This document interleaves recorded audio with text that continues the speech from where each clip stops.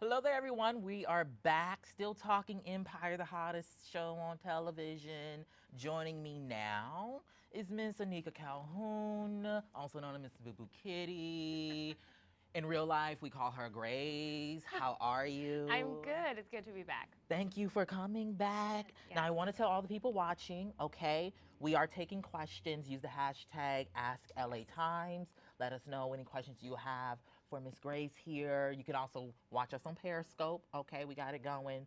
Find our Twitter account and you'll see the link and all that good stuff. But yeah, let us know what questions you have. So now I have to talk about the season premiere, season 2 premiere, okay? The most tweeted about moment of the show, and that's a fact, I didn't make that up, was your wonderful dancing moment. You broke it down, you gave us a little twerk real quick. When you saw that in the script, what went through your mind? You know what? I'll actually tell you a little joke. So it said in the script that she gets up reluctantly and dances with Mimi, but it doesn't say how. So the day that we were shooting it, Lee was taking care of this episode, and he's kind of talking everybody through it, and he comes to me, he's like, okay, so this is what's gonna happen. Mimi's gonna pull you up, and you're gonna be kind of like a square. And it'll be really awkward, and that's the funny moment. Right. You know, like you don't want to dance, and everyone's like, ha ha, she's dancing, and she doesn't want to. And I said, you know what, Lee, I have an idea. And he's like, what are you gonna do? And I said, you'll see.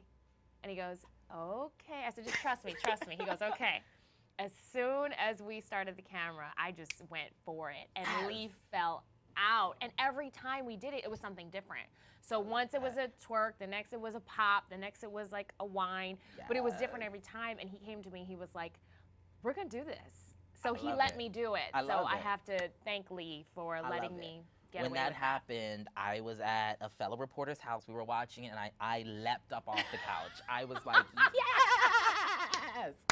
It was literally the best moment ever. But isn't it funny that it ended up being the most tweeted moment because it wasn't written that way? And it wasn't, but that's why I like it, because you've come here before, and we've talked about how Lee Daniels gives y'all the ability to inject a little something into the script, and I like that, and that was an amazing moment. How was it working with Marissa? Oh, she's wonderful. She's wonderful, and she's really flexible, and she's a very giving partner. So she's really, really great. And I was kind of fanning out a little bit. She played that role really, really well. I know. It was like really, really good.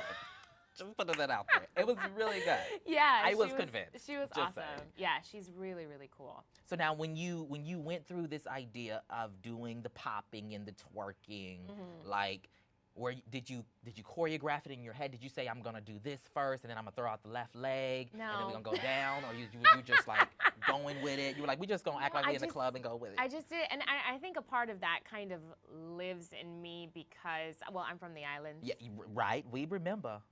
So there was a little part of me that, that's the way that I would. You were like, I got this. I've been doing this, Yes, and also too, it's one of those things where I kind of had to curb it. I let it inform Anika. So it wasn't Grace twerking. Right. It was the way that Anika would have done it. And I think the thing that made me the most happy about that moment is just that it showed that she had a sense of humor. Right. She had never, up to this date, made anyone laugh about anything. Right. Like she's, she was very straight-laced, and that's what I was really looking forward to doing this season. I think you'll see a lot more of that, is what other colors can we show from her palette, because she is not one-dimensional, and I don't want her to be. And I don't want people to just think that every time she comes in, she's a butt of someone's joke. Right, Like, she's right. multi-dimensional human, lots of, different elements of humanity that we're showing. And the first one was that she has a sense of humor, so I love that. I like that too, and I think you made a good point. We are seeing kind of a change in the character that is Anika. Yeah. Like first season, I felt like first season she was a little bit more refined, a little bit more buttoned up. This season, she's breaking down a little bit of those walls. Her comebacks to Cookie are a lot more spicy and like good moments, like good chunks. Yeah. Is that like when you're trying to, I guess, help push that character forward, what's going through your mind? What are you thinking of in trying to execute that? What, as far as like the moments with Cookie? Yeah, as far as the moments with Cookies, as far as, just trying to push your character forward and show these new dimensions? Yeah, I think it's very important as you move forward to understand that, and this is a conversation that you continue to have with the writers and the directors and stuff, is because sometimes people will kind of want the same aspects of your character to remain, and though you don't want her to be a complete 180, you have to say, well, okay, I do want to try this a different way because she can't be the same person that she was last season. And I think the big thing with her and Cookie is that they've already fought. Right. You know, so they've literally already put their hands on each other. So I think she's in a place where now they're not scared of each other. They're really not. So it's almost like, I don't know, I kind of see them sort of like, I don't know, I don't want to say like distant cousins, but it's like that person that you're always around all the time that you really can't stand, you know, but you kind of bear with them in the moment and, you know, throw some insults. I mean, throwing insults is like water for them now, you know? Right. It's like, you know, I have people here that I do that with, so I definitely understand. I definitely understand. Just saying, just putting it out there. Yeah. So now I also want to talk about, you know, you get a little serious. We saw at the Emmys earlier this couple weeks ago. Yeah. Viola Davis and Taraji were nominated for their roles, and Taraji was very, very supportive of Viola and just kind of the historical moment around those two being nominated. I wanted to get your thoughts. One on just this idea of, you know, roles for Black women and what you want to see them look like, and then also the idea that Taraji, she was very much applauded online for her support and, you know, the Black womanhood support that she was given. And so I want to know, do you feel that as well in terms of like the family aspect being on set? Yes, absolutely. And I think that it was a beautiful thing. I mean, I sat and watched the Emmys from beginning to end just specifically for that reason. We were all rooting for Taraji, but we all love Viola too. You know what I mean? So it's like, I think everyone was so thrilled that history was made in that way.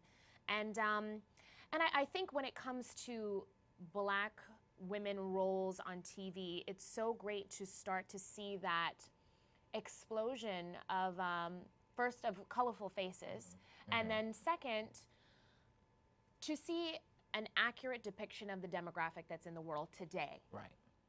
I think that it's way overdue, and that it's about time. And so when you ask what would I like to see, I'd like to see more of what's possible. I think when you hear Viola talk about her roles, you know, she was, or that specific role, you know, she said that Shonda Rhimes was able to put me in a role and give me elements of my humanity that other people wouldn't want to give me. Like the sexual element and the attractive element and things that she felt like people had been keeping from her. And those are real. Those things are really real, and they're very huge parts of people's humanity. And so I feel like I just want to see more of that, you know, more of the roles not being, you know, subservient roles, but women in power and executives and smart and funny and sexy and all that stuff that I feel like people had been limiting.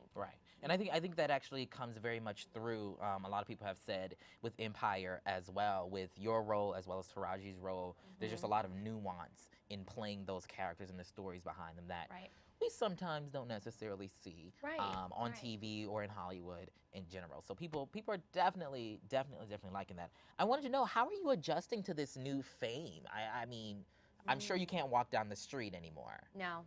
How does it feel? Do you still drive yourself around anymore? Like, I don't know. I mean, well, you know what? I can't take public transportation anymore. Oh God.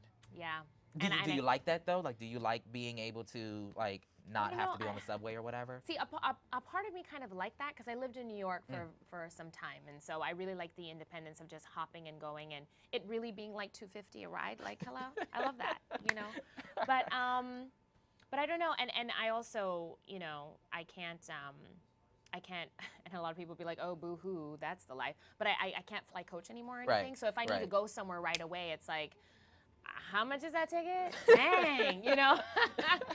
But I'm an island girl at heart. You know, that's where I'm from, and so there's a huge part of me that I really, really value my anonymity, or valued my anonymity, and I really enjoyed that. And sometimes I just want to show up at the supermarket with sweats and not wear any makeup and not be on point and just kind of live my life. And I don't know, it's bittersweet. It is bittersweet. Has there been like a crazy fan moment yet? Like somebody like running up to you and being extra for no reason, or a fan moment that sticks out in your mind as being memorable? Yeah, I mean, I've had some really great fan. I think as the season continues, the fan moments just get better and better. Like, I not too long ago, I went to a hole in the wall theater to see a friend of mine perform, and when I walked in, the girl at the front just literally lost her ish. Like, she was like, oh my God, you know? And I was like, oh, and I went to her and I was like, shh, no. And I touched her, flipped her out. She was like, oh my God, she touched me. Like, and I was like, is this for real? I started laughing. She was so adorable. It definitely is for real. Yeah. I need my moment.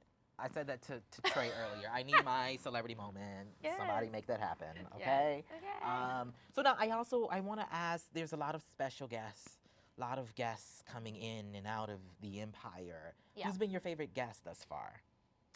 The unfortunate part is I don't get to work with a lot right, of them because right. they're not really in the scenes with me. But up to date, I really loved Gladys Knight.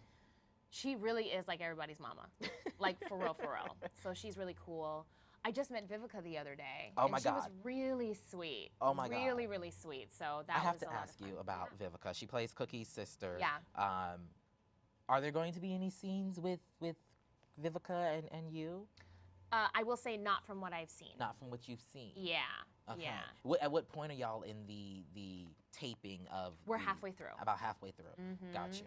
Okay. So not from what I've seen. So but they might create something. They might throw something I in there. mean, you know what it is? I think that the presence of her sister allows you to see more of the family dynamic with Cookie and maybe even Carol.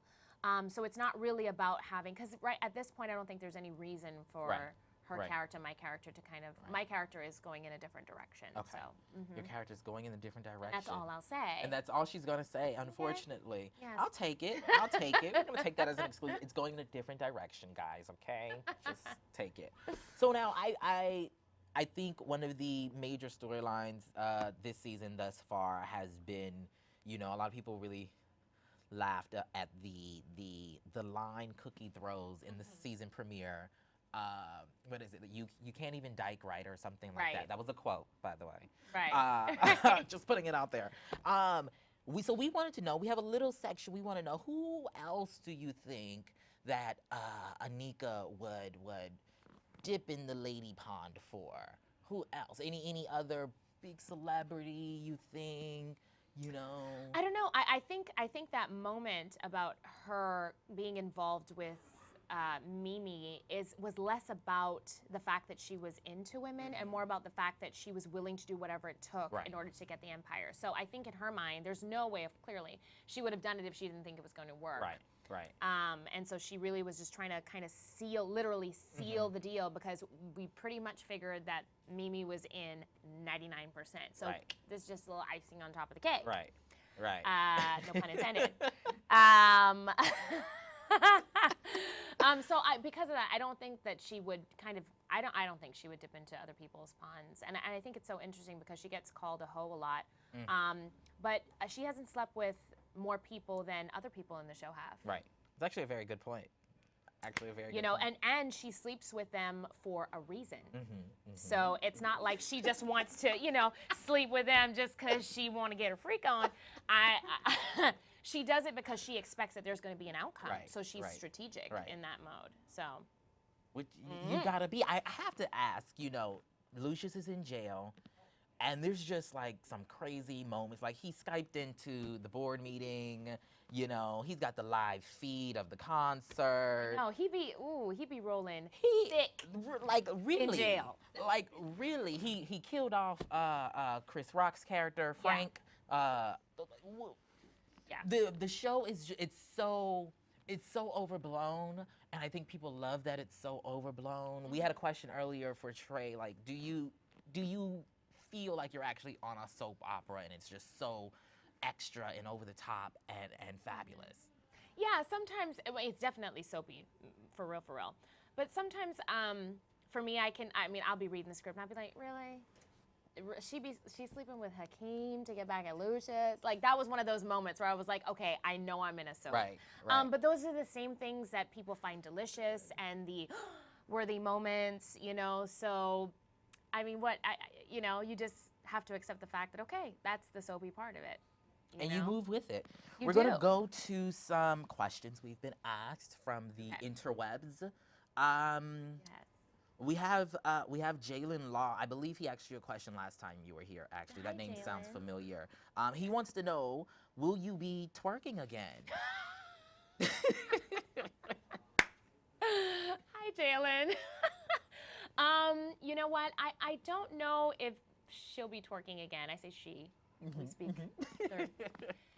But yeah, no, I don't think so because, and even if they asked me to, I don't know if I would because I don't think it would have the same effect. You know what I mean? I think the reason why it had such a big effect is because you hadn't seen it before. You didn't know she was capable of it. It would happen at a perfect moment. She made you laugh. And I think if we were to play that again in another part, it might be redundant. Gotcha. Yeah. You're getting a lot of love from our people watching on Periscope. Hey, y'all. We have one question. They want to know what color red is your lipstick because they really like the color of your lipstick. Ooh. And your stylist, they like what you're wearing. Oh my gosh. Okay, thank you. Hey.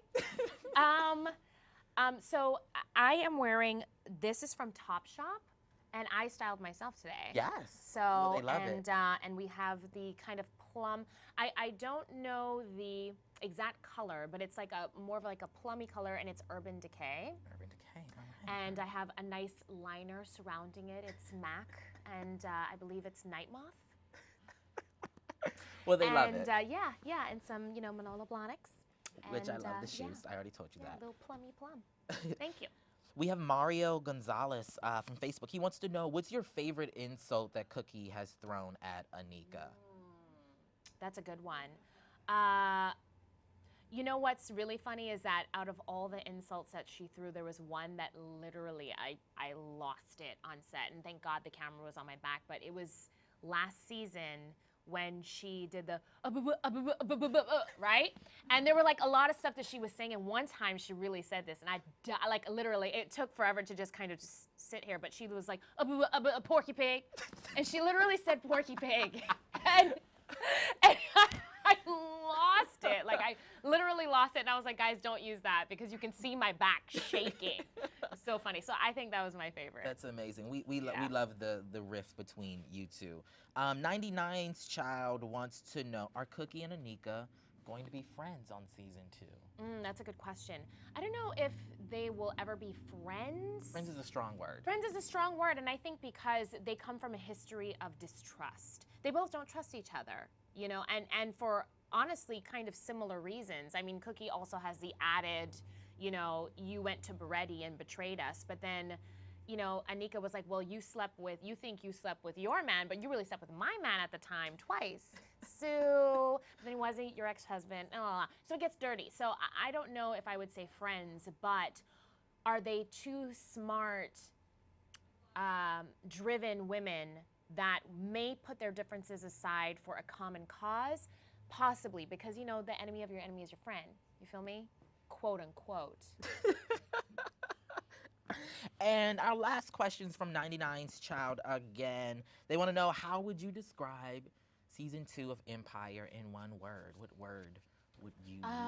One word. I would say, have you ever heard of macabre?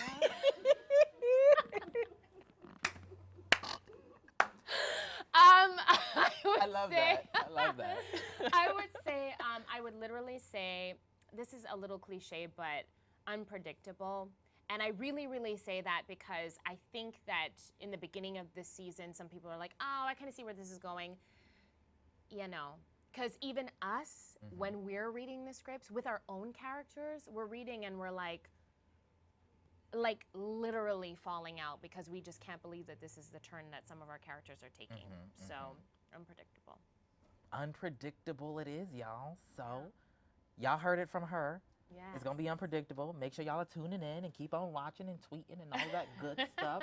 If you want more of our wonderful coverage here, and thank you for joining us. I should have said that first. Yes. Thank you for joining us. I love you. You got to come back. Yes, I will. We be kikiing Yes. and all that good stuff. If you want more information about Empire, all the wonderful stuff we're doing, check us out online, latimes.com. In the meantime, tweet us. Let her know how fabulous she looks today. Thank y'all for joining